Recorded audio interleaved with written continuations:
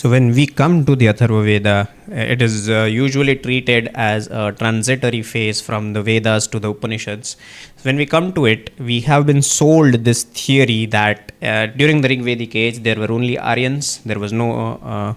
It is based on the assumption that they were the ones who came from outside. A lot of people still stick to this theory even after it has been disapproved. Why?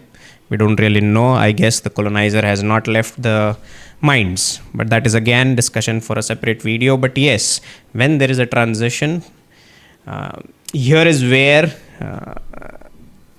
an entire generation of ours was misled, and the contemporary generation is also being misled.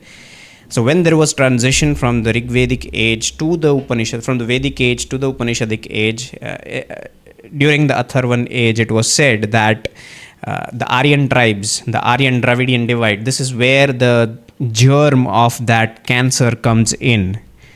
That there was intermingling between the Aryans and the Dravidians, and this is what gives rise to the Aryans defeated the Dravidians, and they tried to reform, and the Dravidian was the one that was the indigenous native, and the Aryan was somebody who came from outside. So this is the germ that was so deep inside our head to bring us far, or ruin our unity that we have.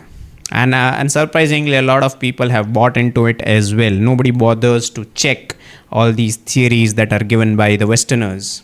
Okay, so it's absolutely false. Okay, it has been proved. If you don't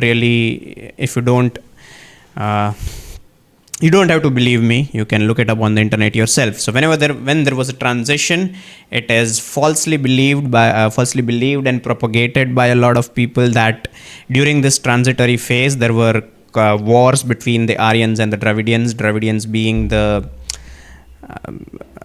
indigenous native who was not so smart, Aryan being the fair-skinned person who was extremely smart. They defeated them, and the Aryans were the one who taught them their ways, and this is where the synthesis of the Vedic religion reached its pinnacle.